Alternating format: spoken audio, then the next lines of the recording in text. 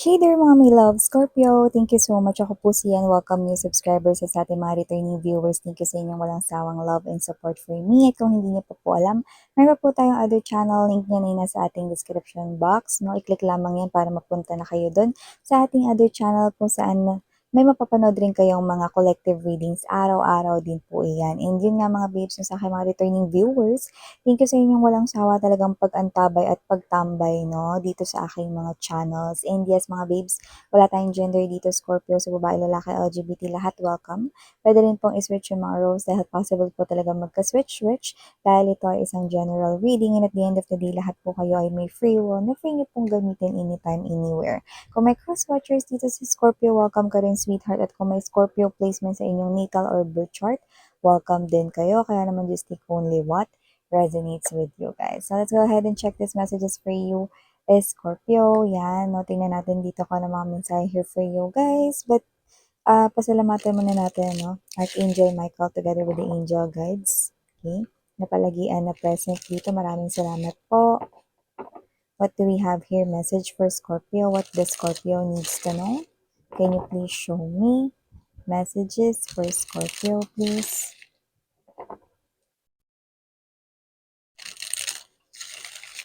Scorpio.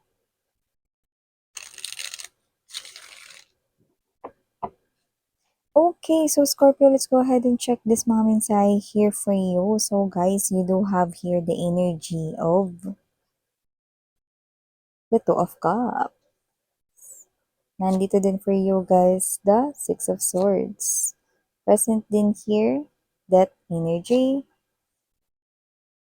Four of Cups, King of Cups, andito din Sun card energy. I love the fact that the Sun card energy, no, is right beside the confirmation for the Death energy, and we have the Magician, the Star card, wow, and the Five of Wands energy.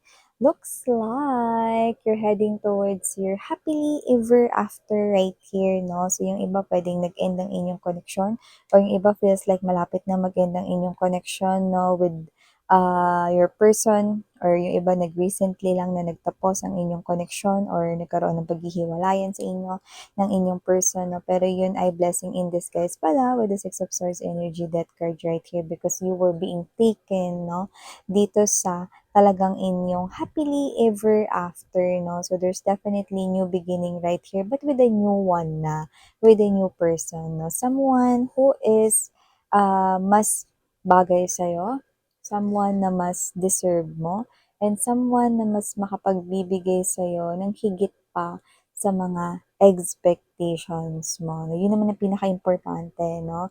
Someone na higit pa sa pangarap mo. No? Sometimes kasi we're being blinded by love, especially if we really love the person, no? Sometimes, no, kahit toxic na yung relationship, which is yun yung nakikita ko rito, na wala na talagang equal give and take, wala na talagang reciprocity, no? Wala nang balance ang inyong connection, no? But still, you love the person, no? So even though you feel tired, no, of giving, no, and receiving less than what you deserve, then tuloy pa lang din kasi love mo naman siya, no? Pero hindi pala yun tama, no? So, universe, no, stepped in or magsi-step in na dito. So, nakakita ko dito ng new beginning when it comes to your love life, no? But with a new person, someone who matches your energy, someone who will exceed your expectations, no? And this person is lumalabas bilang King of Cups and the Sun card energy. Someone here na magiging source ng iyo ritong more happiness in life, no? Someone na one woman man or one man woman, stick to one, in other words, no? King of Cups to the Sun card energy. Someone here na positive enough, someone here, no, na hindi ko nakikita na mangangaliwa sa iyo, guys, no? Someone, no, na posibleng may Saturn sa kanya ritong planet, no, sa kanya rito, no, astrologically speaking, but doesn't have to be.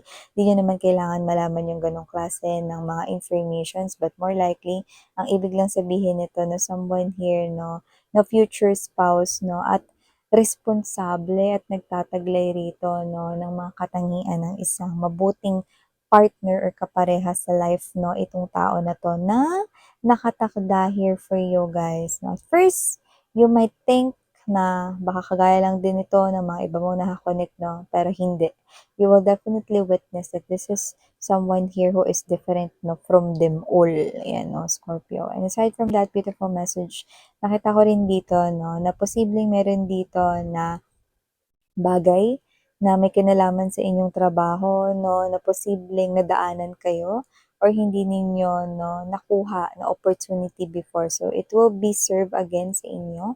Makikita niyo ulit ito 'no, but this time, make sure to grab it 'no. Universe is ipapakita 'to sa inyo, pero tao pa rin ang may kakayanan 'no, na i-grab yung opportunity na yun 'no, at tanggapin, kuhain 'no. Medyo challenging ito kaya siguro parang feeling ninyo 'no, pinalampas niyo na lang or parang ano kasi miss yan, eh, ang dami kasing parang sanga-sangang circumstances nung mga panahon na yun, eh. Yun nga, may mga nakita tayong gano'n, Scorpio 'no. Pero this time, possible na may gano'n pa rin, pero ang gusto ni universe, kuhain mo na. Bakit? Kasi kung ano man ito, this is something here big, bigger than the other cups being offered sa inyo. Yan, oh. Okay?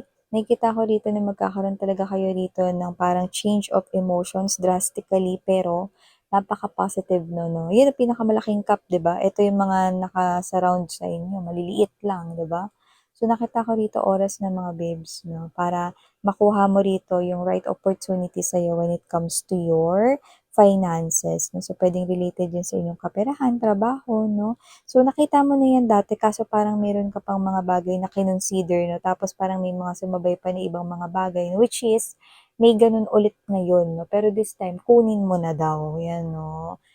Kung ano man 'yan, paano ko malalaman miss yan, nakita mo na kasi na maganda yung opportunity na yan way back before, eh. So, hindi malabo na makita mo na maganda pa rin yung opportunity na yan ulit 'no, 'yan. So, yun din yung ma-o-offer sa inyo again 'no. So, maliban diyan nakita rin ako ng energy rito mga babes 'no, na unti-unti na kayo rito na parang gumagaling, humihilom 'no, sa anumang traumatic experiences na naranasan ninyo 'no. Iba, parang may nangyari sa inyo rito na parang something unexpected 'no, nitong mga nakaraan lang. Yung parang kunwari mga sakuna, may nagkasunog ba or whatever 'no. So, nakikita ko rito na parang nakakabangon na kayo, unti-unti na kayo nakakapag-adjust 'no. So, yung mensahe na yun ay hindi para sa lahat 'no, pero maganda kasi it brings healing 'no.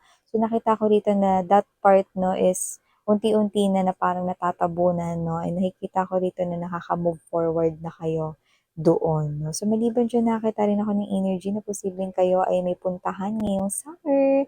So, kung ano man ito 'no, well, matutuloy 'no. So, nakikita ko rito na kung sino man yung mga kasama mo kahit na parang mga epic failed yang mga yan.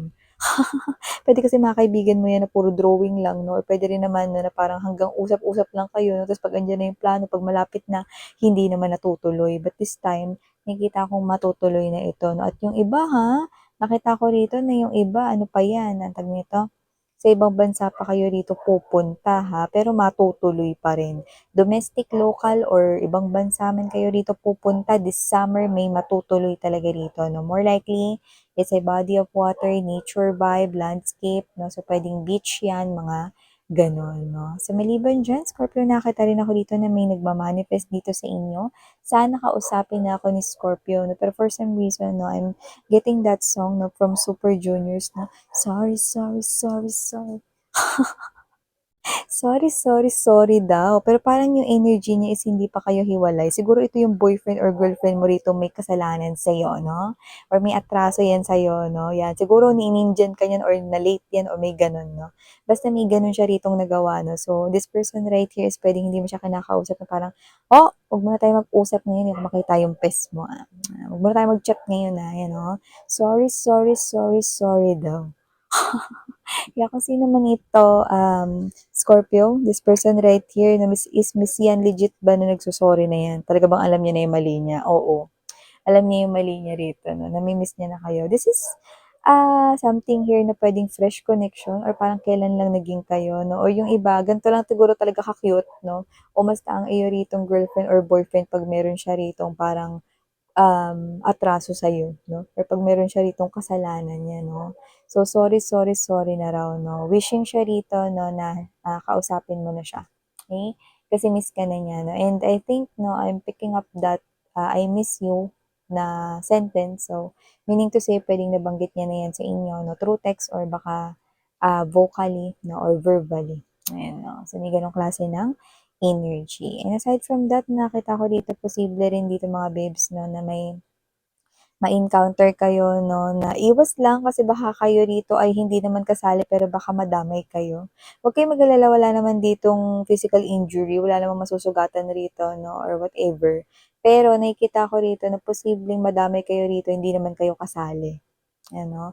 So, posibleng ito ay may kinalaman sa inyong trabaho or whatsoever, no? Sometimes mga babes, no, mas maganda na umiwas para hindi tayo ma-involve sa mga ganitong klase kasi parang ito ay somehow complicated. So, parang hayaan na lang natin yung mga management or kung ano man yung mga parang mga dapat na mangialam dyan, yung mangialam mo. Yeah, meron tayong mga parang will na gusto natin maayos or whatever, no? Pero, to the point na sana hindi natin dito mapahamak yung ating selves. No? Kasi may mga nakikita talaga ako dito, hindi naman kayo kasali mga mahal, pero pwede kayong ma-involve dyan, no? Yan, okay? So, maliban dyan, last but not the least, message dito, maaring meron kayo ritong malaman na katotohanan, no, na posibleng matagal nyo na rin na parang alam na, oo, alam ko na talaga yan. Yan na talaga yun eh. Kaso talagang hindi yan kinonfirm, talagang dininay yan, may mga ganun. So, ngayon, parang magre-resurface yung truth, no? Puwedeng matagal na 'yan nangyari pero alam mo na yun talaga yung totoong nangyari pero ngayon pa lang parang lumabas na, totoo nga talaga hindi lang yun hinala sabi ko na nga ba, eh. Ayan, so may gano'n. Could be any situation that had happened 'no from your past 'no or from someone involved sa inyong life 'no, noon or nung inyong nakaraan. So thank you so much again Scorpio for your time here babe. Again, I'm Miriana on me. Sarang Hiya, love in light. Have a nice day. Annyeong.